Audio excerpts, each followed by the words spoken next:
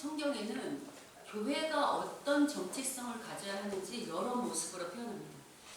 이거를 조금 어려운 신학적인 용어로 말하면 교회론이라고 말하는데요. 여러분 이제 가장 보편적으로 알려져 있는 교회는 이제 교회 정체성 할 때 일단 교회는 누구의 백성이죠? 네, 하나님의 백성. 이게 이제 교회의 정체성 이제 많이 알려져 있어요. 그래서 제가 여러 번 이제 우리 수요 공부 때 얘기했는데 교회는 환자들이 모이는 병원이다 이런 얘기도 했었고 또 여러분 또 생각나는 거 뭐 있을까요? 요새 우리가 날마다 묵상하는 책이 무슨 책이죠? 요새 매일 날마다 묵상하는 책. 성경책인데 성경책에 뭐 출애굽기는 여러 가지 있잖아요. 요새 아니 매일매일 묵상하는 여러분 요한계시록. 여러분 요새 이거 안 보시는군요. 요새 우리가 날마다 묵상하는 성경책이 바로 요한계시록이에요. 여러분 요한계시록이나 바울서신에는 교회의 정체성에 대해서 뭐라고 말하고 있을까요? 우리 어제 토요일날 새벽에도 얘기했는데 교회는 하나님의 창 싸움하는 여러분 싸움하는 군대. 교회론에는 여러 가지가 있는데 교회의 중요한 정체성 중에 하나가 뭐냐면 바로 하나님의 군대라고 말하고 있습니다. 자, 그러면 하나님의 군대, 하나님을 대신해서 싸우는 공동체라는 군대라는 이야기는 요한계시록이나 바울서신과 같은 신약에서만 등장할까요? 아니면 구약에도 등장할까요? 구약이 훨씬 많이 구체적으로 나타나요. 왜냐하면 여러분 이제 잘 보시면 구약에서 이스라엘은 끊임없이 다른 나라와 뭐 합니까? 전쟁합니다. 따라서 이 다른 국가들과 전쟁 치른 얘기가 많이 등장하는데 이스라엘은 하나님의 군대로서의 모습을 이제 갖고 있죠. 그럼 이제 여러분이 이렇게 질문하실 수 있어요. 목사님, 하나님 화평이신 하나님이시라면서요. 근데 그럼 화평의 하나님이 세우신 나라인 그 이스라엘이라는 나라도 다른 나라랑 싸움을 합니까? 예, 전쟁합니다. 왜 전쟁할까요? 근데 전쟁의 목적이 달라요. 여러분, 이 세상 나라들도 전쟁합니까? 하지 않습니까? 합니다. 이 세상 나라들은 왜 전쟁을 할까요? 그렇죠. 이럴 때 이제 막 보람이 있어요. 여러분이 이렇게 세상 나라는 자기 욕심을 채우기 위해서 혹은 자기가 갖고 있는 힘과 권력을 지키고 아니면 그것을 더 강화하기 위해서. 근데 하나님 나라가 전쟁하는 목적은 좀 달라요.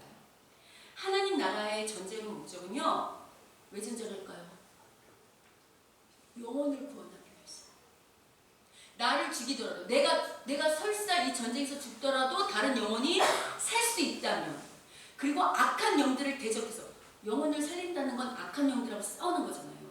악한 영을 대적하고 영혼을 구원할 뿐만 아니라 하나님 나라를 지켜야 되잖아요. 악한 영이 하나님 나라를 지키고 세우고 확장하려고 전쟁을 합니다. 그러니까 세상 나라의 전쟁의 목적과 하나님 나라의 전쟁의 목적이 다르죠. 오늘 우리가 읽은 본문도 지금 이스라엘과 아말렉이 전쟁을 하거든요.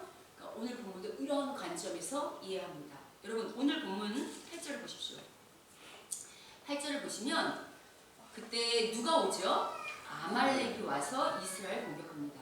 자, 여러분 여기서 우리가 잠깐 생각해 볼 게 있어요. 제가 서두에 이스라엘은 앞으로 이 하나님 나라를 지키고 세우고 확장하기 위해서 전쟁할 거라고 했어요. 그러면 하나님을 믿지 않는 나라라고 한다면 무조건 전쟁해야 될까요? 하나님 나라, 하나님 안 믿는다? 그러면 그런 백성, 그런 나라하고 무조건 전쟁해야 합니까? 그렇죠. 무조건 하나님 안 믿는다고 싸우는 게 아니고요. 그러니까 어떤 나라하고 싸워야 되냐면 하나님을 대적하고 그리고 이스라엘, 즉 하나님 나라를 공격해서 이 나라를 물리치려고 하는, 이 나라를 자멸시키려고, 멸망시키려고 하는 그런 나쁜 나라, 못된 나라하고만 전쟁하는 거고, 그러니까 먼저 공격이 들어가는 게 아니고 그런 악한 나라하고 공격하는 거고요. 만약에 하나님 나라를 믿지 않는 나라라고 할지라도 그 나라가 이스라엘, 즉 하나님 나라의 우호적이고 이스라엘 누군지 궁금해하고 그 얘기를 들으려고 하고 화친해서 충분히 이렇게 전도의 가능성이 있는 그런 나라들은 굳이 전쟁하지 않고 기도와 평화의 정책으로 화친의 정책으로 그 나라를 돌려야겠죠. 무슨 말인지 아시겠습니까? 그러니까 아무나 막 하고 싸우는 건 아니에요. 그러면 오늘은 아말렉이 어떻게 했냐면 지금 쳐들어왔잖아요. 그러면 아말렉은 어떤 나라냐면 이 나라를 싸워야 될지 안 싸워야 될지를 생각해 볼 때 일단 첫 번째는 지금 이스라엘이 어떤 액션도 취하지 않았는데 먼저 공격해 들어왔죠. 그러니까 지금 그 부분도 좀 이상하고 이제 두 번째는 우리가 아말렉이 어떤 나라인지를 좀 살펴보려면 여러분 아말렉의 그 조상이 누구냐면요. 원래 이스라엘이라는 이름을 가진 사람이 야곱이죠. 기억나시죠? 기억나시는 거 맞죠? 우리 공부했잖아요. 야곱이 이름이 바뀌어서 이스라엘이고 그의 아들들이 이스라엘 나라가 된 거다. 야곱이 쌍둥이였죠. 야곱의 형이 누가 있었죠? 에서. 에서는 하나님께 선택받지 못한 그런 모습으로 등장하죠. 근데 아말렉은 에서의 손자, 그러니까 에서의 후손이 바로 아말렉이에요. 근데 여기서 보면 아말렉이 지금 왜 잘못을 했냐면 이스라엘이 어떤 공격을 하지도 않았는데 아마도 이스라엘이 240만 명이 나오니까 많은 사람들이 지나가니까 괜히 괜시리 위협을 느끼고 우리가 저들을 공격하지 않으면 우리가 당할 것만 같은 그런 쓸데없는 두려움에 먼저 이스라엘을 공격한 것 같습니다. 여기서 우리가 이제 인생의 씁쓸한 모습이 좀 등장하죠. 왜냐하면 여러분 지금 이스라엘은 애굽에서 자기들이 그렇게 못살게 굴던 그 바로를 피해서 겨우 탈출한 거잖아요. 맞죠? 지금 살만하다 싶었는데 지금 이스라엘이 제일 먼저 공격한 나라가 지금 어느 나라라고요? 어느 족속? 아말렉. 아말렉이 원래는 야곱하고 어떤 거라고요? 형제. 따지고 보면 뭔? 친척벌이에요. 친척벌. 그러니까 지금 어떻게 보면 이스라엘을 제일 먼저 공격한 게 누구예요? 친척이에요. 여러분 이게 성경에도 등장하는데 잘 생각해 보시면 인류 최초의 살인이 누구와 누구의 살인이죠? 그렇죠. 형이 동생을 죽인 거예요. 그러니까 참 이게 참 아이러니한 게 뭐냐면 우리를 공격하는 게 나를 모르고 먼 사람이 아니라 나랑 가장 가까운 사람이 나를 공격한다는 거, 나의 친척이 나를 공격한다는 게 얼마나 마음이 아픕니까? 원래 하나님께서 우리 남편과 아내 또 우리 친한 동료는 서로 사랑하라고 줬는데 여러분 잘 생각해 보시면 나를 가장 아프게 하고 나를 가장 힘들게 하는 게 누굽니까? 때때로 우리 남편과 아내, 부모와 자식, 친인척, 친구 뭐 이럴 때 또 목사와 성도, 성도와 성도 이게 얼마나 이런 사람들이 우리를 서로 아프게 할 때가 가장 힘들고 씁쓸합니다. 여하튼 지금 이제 이스라엘 백성은 하나님의 백성이자 자녀죠. 여러분 생각해 보세요. 내 자녀가 다른 누구에게 해를 가한 적도 없고 잘못을 한 적도 없는데 막 공격을 받아요. 내 자녀를 왕따시키고 괴롭히고 이러면 여러분이 부모라면 그냥 두고만 보시겠습니까? 아니면 그렇게 괴롭히는 사람을 불러다 놓고 이야기도 하고 때로는 이렇게 처벌받도록 일을 진행하시겠습니까? 그리고 반응. 내 자녀가 잘못 없는데 내 자녀를 끊임없이 괴롭혀. 그럼 그냥 두고만 보실래요? 아니면 내 자녀를 보호하실 겁니까? 그렇죠. 하나님도 동일해요. 제가 아까 아말렉이 어떤 족속인지에 대해서 자세하게 설명드리지 않았지만 지금 아말렉은요 이스라엘 백성을 그냥 괴롭히는 정도가 아니고요 악해요. 어떻게 악하냐면 질적으로 아주 나쁜데 오늘 본문에는 그게 등장하지 않는데요.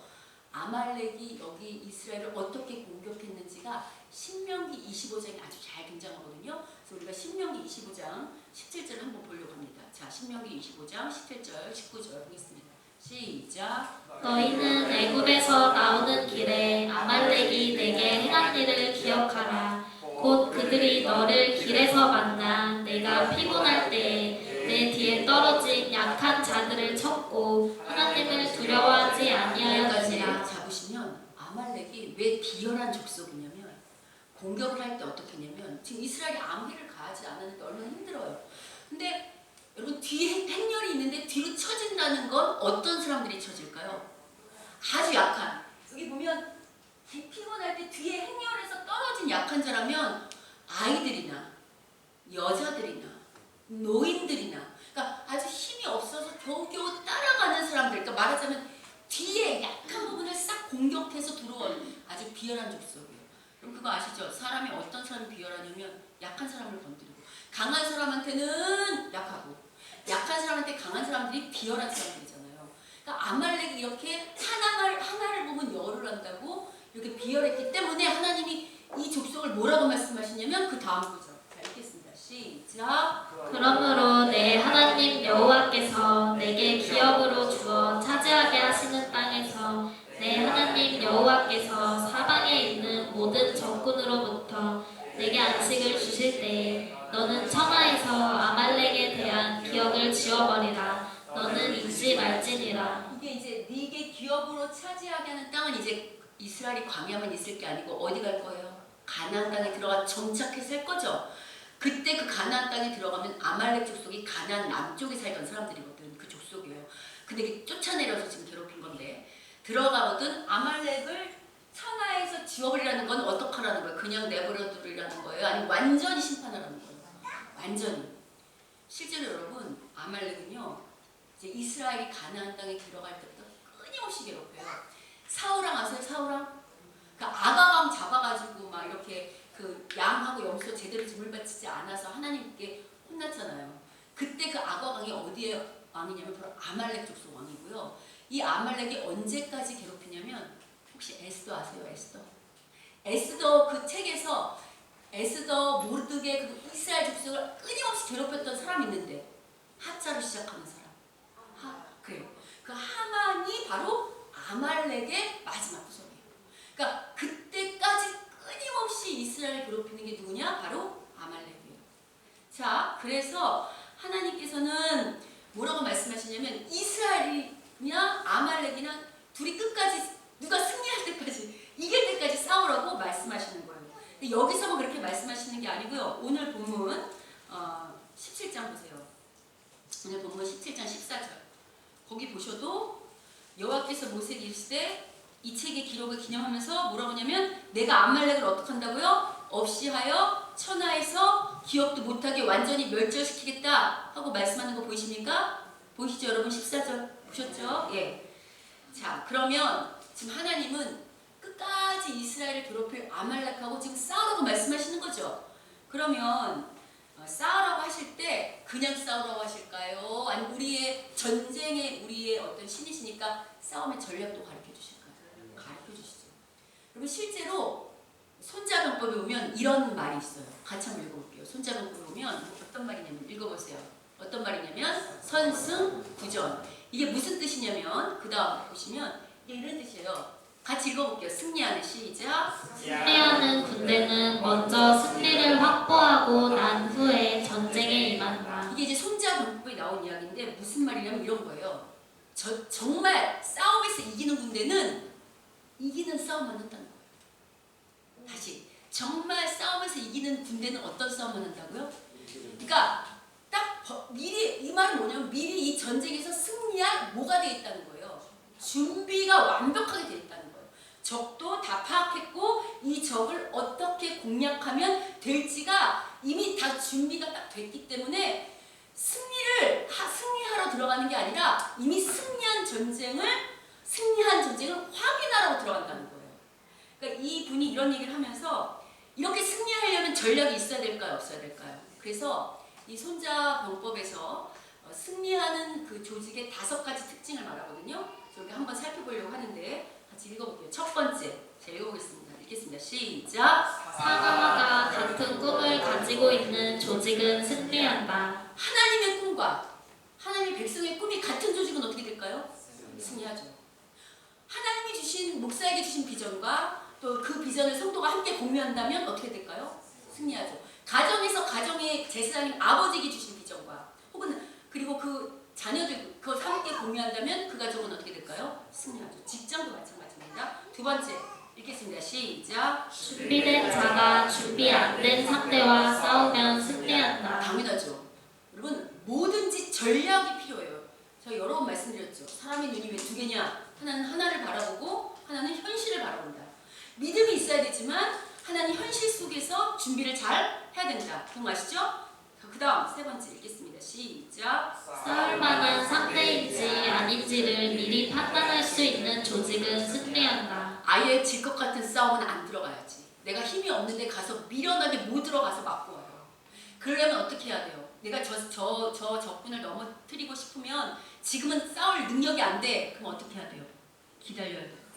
내가 그 싸움을 이길 수 있을 때까지. 그게 지혜예요. 그런 여러분이 이런 것들을 가지고 여러분의 조직을 경영하는데 잘 써보세요.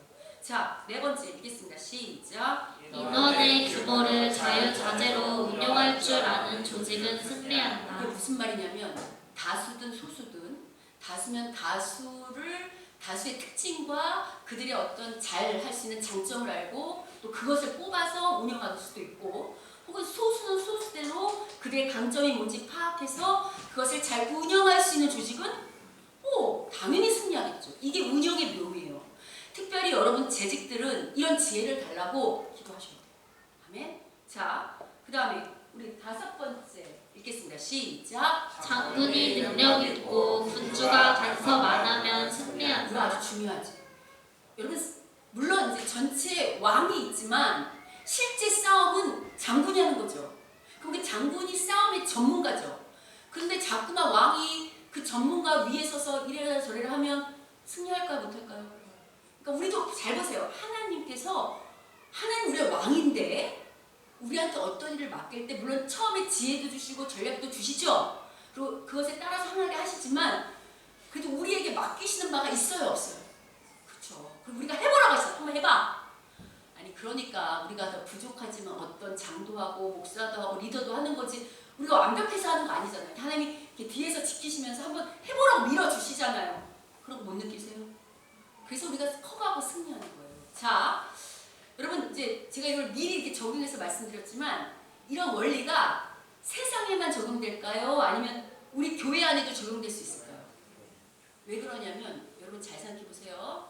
제가 요새 창조 질서, 저희 교회가 창조 원리 이런 것들을 많이 이야기했잖아요. 말씀을 통해서. 그럴 때 이런 얘기 해드렸어요. 우리는 그동안 늘 믿음 그래서 이 성경만 자꾸 붙잡고 있는데 실은 이 말씀이라는 게 단순히 성경의 문자적인 의미만 말하는 게 아니고 이 세상 가운데 있는 모든 좋은 질서, 좋은 원리, 좋은 법칙, 말하자면 일간 인촉 가운데 있는 모든 좋은 것들은 다 누구 안에 있는 거라고 그랬어요? 하나님께 있는 거라고 그랬어요. 그래서 우리가 믿음의 원리뿐만 아니라 이 세상의 좋은 원리도 어떻게 해야 되죠? 잘 배워서 적용해야 된다고 그랬어요. 여러분 손자병법 할 때요. 손자가 뭘까요? 손자? 사람 이름이라고 여러분 많이 생각하셨죠? 아니에요. 손자병법 할 때 손자는 오늘로 치면 손선생 혹은 손박사 이렇게 하는 거예요. 그러니까 이 병법의 전문가의 박사가 썼다 해서 손자병법이고 손자라는 게 손박사님 이런 뜻이에요. 원래 이 책은 누가 썼냐면 손우라는 사람이 썼어요. 그러니까 보세요. 일반 사람도 어떤 한 분야에서 최선을 다해서 그것을 깨닫고자 한다면 거기에 전문가가 돼서 그 안에서 하나님이 숨겨놓은 원리를 알 수 있다는 거죠. 근데 중요한 게 있어요. 하나님을 모르면요. 그런 전문가가 돼서 원리는 알 수 있지만 누구를 모르기 때문에 하나님을 모르기 때문에 이 원리가 실은 누구 속에 있다는 걸 모를까요? 하나님이 주신 원리라는 걸 몰라요. 한 걸음 더 나가서 병법에서 전쟁의 원리들과 어떤 방법은 알지 모르겠지만 정말 중요한 걸 모르죠. 여러분 전쟁의 주인은 누구십니까? 하나님이에요. 아무리 이런 원리들을 우리가 잘 적용하고 있다 할지라도 하나님이 외면하시면 어떻게 되죠? 전쟁에서 패배해요. 이게 우리가 믿는 자와 믿지 않는 자의 차이예요. 그렇다고 우리가 이런 걸 배제하면 안 되고 그러면 우리는 더 승리할 수 있는 전략이 더 있죠. 왜? 우리가 이런 원리들도 잘 장착할 뿐만 아니라 이 전쟁의 주인이 누군 하나님이라는 그 믿음을 가지고 그 믿음과 행함을 딱 장착하고 나간다면 교회가 질 싸움이 있을까요? 없을까요? 없지요. 하나님만 의지해서 싸우고 뿐만 아니라 하나님이 주신 이 좋은 원리들을 우리가 잘 훈련받아서 그런 군대가 돼서 나가서 싸운다면 100점? 100승입니다. 그래서 오늘 본문에서도 아말렉을 이기거든요. 어떻게 이기는가? 이 원리를 가지고 싸웠기 때문에 이겼겠죠. 여러분 잘 생각해 보세요. 지금 이스라엘은 이제 막 출애굽한 노예예요. 노예가 잘 훈련받은 군사와 싸울 때 인간적으로 생각하면 이길까요? 질까요? 당연히죠. 더구나 무기가 있습니까? 없어요. 병거가 있습니까? 없어요. 진짜 한마디로 말하면 오합지졸이에요. 그럼에도 불구하고 이들이 어떻게 승리했냐면 그 원리가 오늘 이 본문에 있는데 우리가 한번 살펴보겠습니다. 자, 여러분 오늘 보시면 9절을 보세요. 17절 9절. 9절을 보시면요. 모세가 누구를 부르냐면 여호수아를 불러요. 여호수아 아시죠? 성경에서 여호수아가 처음 등장하는 장면이 바로 이 장면이에요. 지금 여호수아를 불러서 뭐냐면 자기 가서 싸우는 게 아니고 누구 보고 싸우러 갑니까? 여호수아 보고 나가서 싸우래요. 그러면서 자기는 뭐냐면 여기 9절 밑에 보시면 내일 내가 산에 갈 거다 이러는 거 보이세요? 왜 모세는 내일이라는 단어를 썼을까요? 내일이 아주 중요해요. 여러분 각 책마다 어떤 단어가 특징이 있다고 그랬잖아요. 요한계시록 할 때 7, 그럼 완전수 이렇게 말한 것처럼 출애굽기에서 내일이란 말은 하나님이 역사하신 날이에요. 왜 그러냐면 제가 좀 살펴보여주면 여러분 출애굽기 앞에 애굽지랑 보시면 8장 좀 보세요. 넘겨주시면 이게 하나님이 기적 베풀기 전에 항상 먼저 예언을 했었는데 8위장 있을 때 뭐라는 얘기를 했어요. 내가 내일 이렇게 구별해서 표징이 있을 거다. 내일 하나님이 역사할 거다. 또 그 다음에 가축 돌리평 있을 때도 뭐라고 하시면 내일 이 땅에서 행할 거다. 그 다음 보세요. 또 우박지향 내릴 때도 내일 내가 행할 거다. 또 메뚜기 지향 내릴 때도 뭐라고 하시냐면 내일 행할 거다. 그 다음 또 여러분 우리 만나 있잖아요. 만나 할 때 안식일날 하나님이 기적 행하셨다고 했죠. 그때도 뭐냐면 내일 내가 할 거다. 이처럼 출애굽기에서 내일이 상징하는 건 뭐냐면 하나님이 역사하는 날, 하나님의 기적이 일어나는 날. 그래서 모세는 싸움하는 군사들 사기 묶어져 주려고, 아니 이게 모세가 괜히 그러는 게 아니라 실제로 하나님이 모세한테 말씀하셨을 거 아니에요. 내 말대로만 하면 승리한다고 하셨겠죠. 그러니까 담대하게 여호수아한테 말하는 거예요. 내일 승리한다. 그러니까 가서 싸워라. 여러분 내일 승리한다. 가서 싸워라. 이거 오늘 우리 교회한테 하시는 말씀 같은데 하나님 우리한테 너희는 승리한다. 하나님 역사한다. 싸워라. 하고 말씀하시는 것 같은데 아멘입니까? 네. 아멘이죠. 자, 그래서 이렇게 하고 뿐만 아니라 지금 이제 아까 그래서 이 원리가 적용된다 했잖아요. 싸움의 주인이 누구라고요? 하나님. 그걸 지금 하나님 선포하시는 거죠. 걱정하지 마. 이 싸움의 주인은 나야. 그러니까 나를 의지해. 나만 믿어. 이러시는 거죠. 자, 그럼 아까 믿음만 있어야 된다고 했어요? 아니면 믿음은 장착하고 좋은 원리도 좋은 하나님이 시키는 대로 그대로 행해야 된다 했어요. 그렇죠. 가만히 있으면 져요. 물론 하나님이 때때로 우리 보고 잠잠히 있으라 할 때가 있지만요. 대부분은 하나님이 우리한테 말씀하시고 우리가 직접 나가서 싸우게 하시고 우리가 행하게 하신단 말이에요. 자, 그래서 오늘 하나님께서 우리한테 전략을 주시는데 오늘 전략이요. 조금 달라요. 여기 이상한 게 뭐냐면 10절 보세요. 10절 보면 여호수아는 하나님이 시키는 대로 어떻게 하죠? 백성들 데리고 나가서 어떡합니까? 아말렉하고 실제로 싸워요. 그러니까 실제로 전쟁 치러요. 근데 그 다음에 참 이상해요. 모세는 어떡하냐면요. 11절은 같이 한번 읽겠습니다. 시작. 모세가 손을 들면 이스라엘이 이기고 손을 내리면 아말렉이 이기더니. 아니 여호수아만 잘 싸우면 되는데 그게 아니고 여호수아는 여호수아대로 전쟁을 치르는데 원래 모세도 싸움터에 가야 되잖아요. 근데 모세는 싸움터로 안 가고 아까 보시면 산으로 올라가요. 근데 산에 올라가는데 혼자 올라가는 게 아니고 누구와 누구를 데리고 가냐면 아론과 홀이 자기 형제들이에요. 형제를 데리고 산으로 올라가요. 근데 어떡하냐면 거기 가서 모세는 직접 전쟁하는 게 아니고 뭐하고 있어요? 손을 들고 있어요.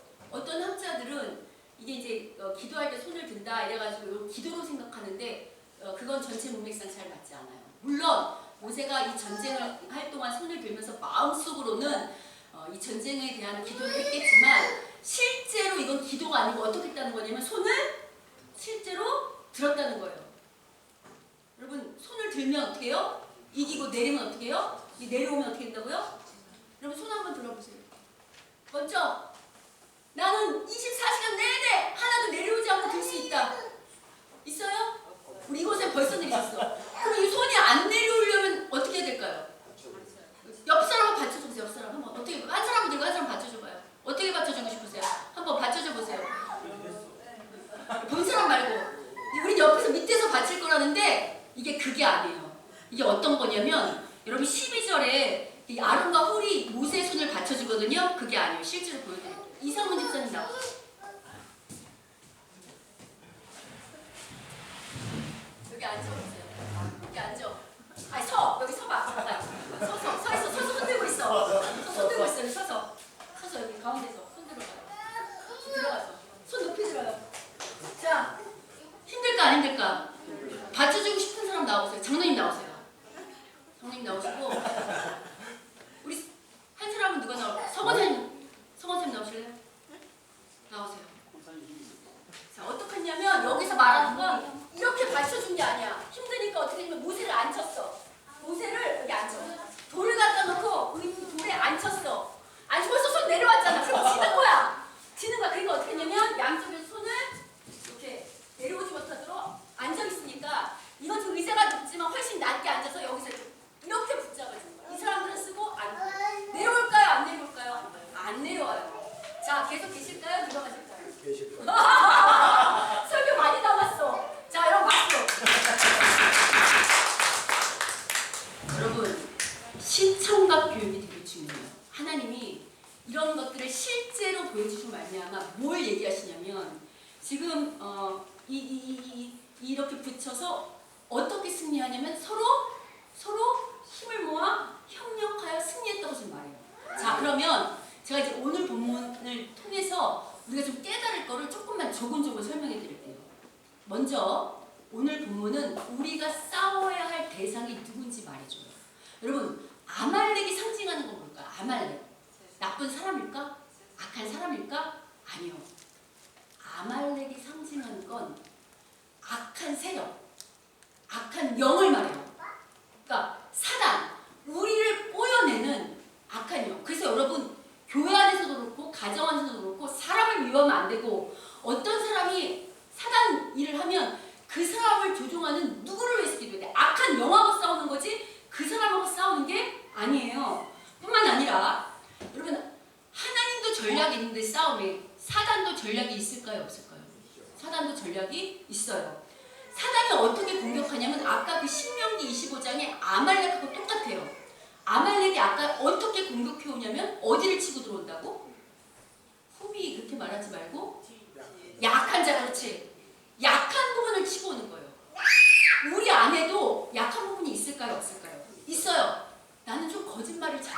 알잖아, 본인이. 그럼 사단은 늘 나한테 뭘로 들어올까? 거짓말하라고 부추겨. 나는 혈기가 많아. 그러면 사단은 늘 나를 어떻게 들어올까? 혈기. 난 정직하지 않아. 그럼 사단은 정직으로. 나는 돈에 인색해. 그럼 사단은 날 뭘로 힘들까요? 돈으로. 나는 늘 불평하고 원망하고 다른 사람 뒷담화하는 게 내 그 약점이 있어. 그럼 사단은 나를 어떻게 들어오냐면 뒷담화로. 불평하러 이렇게 흔든다고. 교회도 동일할까요? 아닐까요? 교회도 약점이 있어요. 예를 들어서 교회가 늘 다투고 싸우고 이런 분열의 어떤 약점을 가졌던 교회는 사단이 늘 뭘로 교회를 흔들까요? 싸우라고. 서로 다투라고. 부정적인 교회는 서로 비난하고 부정적으로. 교회가 재정 때문에 하나님을 일을 제대로 못하고 늘 절절했던 그런 교회는 역시 계속 사단이 너희 돈 쓰지 마, 재정 쓰지 마 이렇게 불안하게. 그래서 하나님을 못하게 공격한다는 거예요. 자, 어때요 여러분? 우리 각 사람의 약점은 뭔지 한번 생각해 보세요. 여러분 잘 돌아보세요. 아, 정말 사단이 나를 공격할 때 우리의 약한 부분을 가지고 오는 거 느껴지십니까? 예. 자, 이제 그럼 이제 알았어. 아, 사단은 우리의 약점을 공격하는구나. 그래서 여러분, 게으른 분들은 예배 늦게 오는 것도 습관이야. 그러니까 사단이 하는 거니까 그런 것도 여러분 생각하셔야 돼. 아시겠죠? 그럼 이제 사단의 공격을 피하려면 어떡하냐면 우리의 약점을 어떻게 하면 내주지 않으면 되죠. 그래서 말씀에서 뭐라고 하면 이렇게 말해요. 잠언 4장 23절을 보겠습니다. 자, 읽겠습니다. 시작. 모든 지킬 만한 것 중에 더욱 내 마음을 지키라. 생명의 근원이 위에서 남이니라. 지금 잠언에서 뭐냐면 사람이 지켜야 될 게 있는데 그 지켜야 될 것 중에 가장 근원 꼭 다 뺏겨도 꼭 지켜야 될 게 뭐냐면 마음이래요. 근데 여기서 마음은 히브리어로 레브인데 단순히 마음이 아니고요. 우리의 의지, 우리의 영혼, 우리의 정신, 이게 다 레브야. 마음, 의지, 영혼, 이런 게 다 레브예요. 그러니까 지금 성경 우리한테 뭐라고 하냐면 여러분 세상 사람들은 뭐를 지키고 싶어요? 말씀해보세요. 세상 사람들, 하나님 안 믿는 사람은 뭘 지키고 싶어요? 그래, 머니, 돈을 지키고 싶어하고, 건물을 지키고 싶어하고, 자식을 지키고 싶어하고 이렇게 하잖아요. 근데 믿는 사람은 그게 중요한 게 먼저 자기 영혼을 지키고, 자신의 의지를 지키고, 자신의 마음을 누구에서 멀어지지 아니하도록 하나님이 좋아해서 꽉 붙잡고 있으면 어떤 역사가 있냐면 뭐 어떻대요? 살아나는 것보다 더 좋은 게 어딨어. 다른 사람을 살리고 내가 사는 것보다 더 큰 축복과 무기는 없어요. 이게 제일 중요하다는 거야. 옆 사람한테 말씀하세요. 우리 영혼을 지킵시다. 우리의 믿음을 지킵시다. 아멘. 자, 아멘. 우리는 다 믿음 지키고 있는 거 맞죠? 네. 자, 뿐만 아니고 여기서 한 걸음 더 나가서 생각할 게 뭐냐면 우리가 이제 늘 지키고 싶어. 근데 우리가 사람이잖아요. 그래서 연약할 때 있어요, 없어요? 사단의 공격 받을 때가 있어요, 없어요? 있죠? 그래서 사단의 공격이 들어올 때가 있다는 거예요. 우리 교회 조직에도 혹은 가정에도 혹은 직장에도 그런 사단의 공격이 들어올 때가 있을까요, 없을까요? 있죠? 그럴 때 어떡하냐면 아까 우리 했던 그거 생각하라고. 혼자 못 버텨. 사단은 여러분 지난번 말씀드렸지만 사단의 핵심 전략은 뭐라고 그랬죠? 분열. 잘 생각해보세요. 가정에서도 남편과 아내를 다투게 해서 어떻게 하려고 하는 거죠? 가정을 깨려고 하는 거예요. 부모와 자식을 다투게 해서 어떻게 하려고 하는 거죠? 깨려고 하는 거예요. 여러 가지 방법을 공격해서 서로를 번복하게 만든다고. 이게 깨지면 다 깨지니까. 근데 정말 중요한 공동체가 뭐냐면 사단이 제일 노리는 데가 교회예요. 왜냐하면 교회가 무너지면 가정도 무너지고 직장도 무너지고 하나님 나라도 무너지니까.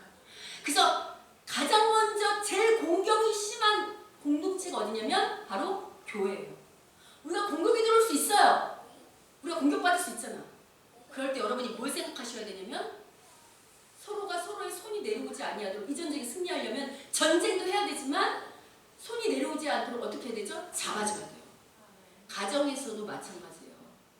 남편의 손이 내려오지 아니하도록 부인과 아이들이 잡아줘야 돼요. 부인의 손이 내려오지 않도록 남편과 아이들이 잡아줘야 돼요. 여러분, 이 실제로 그 손에다 모세의 손에 권능을 주신 분은 바로 하나님이시잖아요. 그렇죠? 그러니까 이제 우리가 하나님께서 뭘 알 수 있냐면 하나님이 세운 리더를 통해서 일한다는 거예요. 가정의 질서상에서 리더는 아빠일 수도 있고 때로는 엄마일 수도 있고 그게 있죠. 각 분야에서 그 리더를 통해서 일하니까 우리가 이제 그걸 생각해야죠. 특별히 원래 모세의 손이 내리고 올리고 이렇게 할 때 그럼 모세는 누굴까요? 모세는 하나님은 아니고 사람이니까 모세는 누굴까요? 우리 모두예요. 우리 모두가 모세일 수도 있고 우리 모두가 때로는 이스라엘 백성일 수도 있어요. 어떻게 모세일 수도 있고 이스라엘 백성일 수도 있냐면 아까 말씀드린 것처럼 예를 들면 가정에서는 남편의 역할을 해야 될 때는 그때는 그 남편이 뭐가 될까요? 모세. 아내 역할을 할 때는 그 아내가 때로는 모세. 또 우리 교회 안에서도 오늘 이제 연말이라 우리가 남녀전도회 회장도 새로 뽑고 이런 팀장 뽑았잖아요. 그러면 그 공동체에서 뽑은 장이 그때는 뭐가 될까요? 모세가 되는 거예요. 여러분 눈에 여러분이 뽑은 회장단이나 팀장이 나보다 나이가 어리고 연약해 보이고 무능해 보여도 하나님이 세운 질서 가운데 그가 세운 리더라고 한다면 그 순간은 그가 뭐예요? 모세예요. 그래서 모세가 시키는 대로 여호수아 가서 싸우라고 그랬잖아. 그럼 이렇게 할 수만 있다면 예를 들어서 여전도에서 기름 짜니까 기름 짜는 것 좀 해주세요. 그럼 지가 짜지 그걸 왜 나한테 시켜? 이러시면 돼요? 안 돼요? 안 되고 여호수아가 모세가 전쟁 치러라 그럴 때 뭐라고 그랬어요? 아무 말 안 하고 전쟁했죠. 아니 여호수아가 이럴 수도 있잖아요. 지가 가서 싸우지 나를 죽음의 전쟁터로 내보라? 근데 그렇게 해서 아까 나가 싸운 것처럼 각자 맡은 일을 잘 하고 그리고 리더의 손이 내려오지 않도록 어떻게 해줘야 돼요? 갖춰줘야 돼요. 여러분 교회 안에도 하나님이 세운 질서가 있을까요? 없을까요? 있어요. 이 목회할 때만큼은 하나님께서 단임 목사라는 리더를 세우셨잖아요. 여러분 눈에 부족해 보인다 할지라도 어쨌든 목회 전문가로 마치 모세가 늙은 노인이라도 이집트 40년, 광야 40년 훈련 받은 것처럼 이런 어떤 목회 훈련 받은 사람들을 보내실 때 이 목회 전반적인 일을 할 때는 누구의 손이 내려오지 아니하도록 담임 리더의 손이 내려오지 않도록 어떻게 해야 돼요? 붙잡아줘야 돼요. 그게 우리가 영적으로 승리하는 방법이에요. 또 목사도 우리 교회 어떤 전문가가 어떤 일을 할 때 있죠? 제가 다 전문가는 아니니까 그럴 때는 그 사람의 손이 내려오지 않도록 어떻게 해야 되죠? 성도가 돼서 같이 붙잡아줘야 되는 거예요. 그러니까 이런 교회가 이렇게 서로의 힘을 빼지 않고 붙잡아주는 교회가 어떻게 하냐면 승리하는 교회예요. 어떠세요? 우리 교회는 이렇게 우리 모든 리더들이 손을 쥐고 있을 때 붙잡아주는 교회입니까? 아니면 손을 잡아내리는 교회입니까? 아니야. 우리 교회 어제 지식해보니까 붙잡아주는 교회더라고요. 우리가 많이 변했어. 그래서 어제 너무 감사했어. 정말로요. 우리가 정말 여러분 교회는 변하면 되는 거예요. 변하면. 다시 부를게요. 다시. 우리 교회는 손을 올리면 잡아내리는 교회입니까? 붙잡아주는 교회입니까? 그럼 이렇게 부를게요. 우리는 앞으로 손을 올리면 잡아내리시겠습니까? 붙잡아주시겠습니까? 아멘. 우리 반주자님이 다 웃는다. 아니에요. 우리 교회가 여러분 생각하는 것보다 희망이 넘쳐요. 왜냐하면 거듭 말씀드리지만 변화하는 공동체는 살아있는 공동체예요.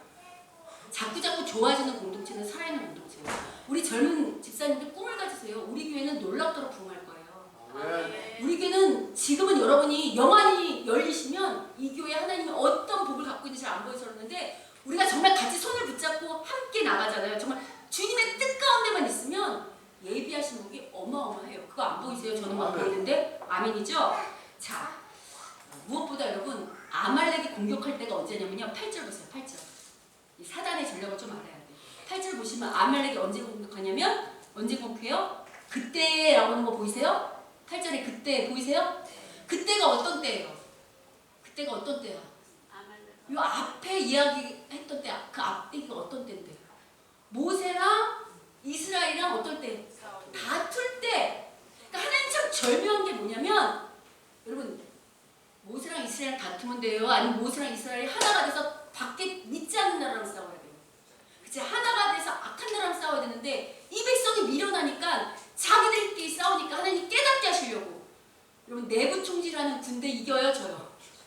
아니 군대가 밖에 외부가 싸워야 되는데 내부 총질하면 그 군대는 스스로 자멸이에요. 자멸. 그러니까 이렇게 밀어나니까 하나님이 이스라엘아 너희들이 정말 싸워야 할 것은 내부가 아니고 악한 밖에 악한 영과 하나님을 공격하는 그들과 싸워야 돼 라고 깨닫게 하시려고 이 싸움을 허용하신 거라는 거예요. 이해가 되세요? 여러분 악한 영이 우리를 공격할 때 우리가 생각해야 돼. 아 우리가 더 잘 되려고 하는구나. 우리랑 싸워야 되는 게 아니라 밖이랑 싸워야 되는구나. 아멘? 자 여러분 그래서 제일 중요한 건 뭐냐면 첫 번째는 악한 영이 우리를 공격할 때 뭐를 지켜요? 우리의 마음과 영혼과 의지를 지켜야 되고 두 번째는 서로의 손이 내려오지 않도록 협력한다면 여러분의 가정이 또 우리의 직장이 무엇보다 우리 교회가 승리할 줄 믿습니다. 아멘. 그래서 우리 옆 사람하고 인사하죠. 옆 사람하고 어떻게 인사하냐면 악한 영에게 마음을 빼앗기지 맙시다. 악한 영에게 마음을 빼앗기지 맙시다. 영혼을 지킵시다. 서로의 손을 잡아줍시다. 계속 하십시다. 남편과 아내, 부모와 자식의 손을 꼭 잡아줍시다. 자, 여러분, 저의 손을 리더의 손을 잡아주시겠습니까?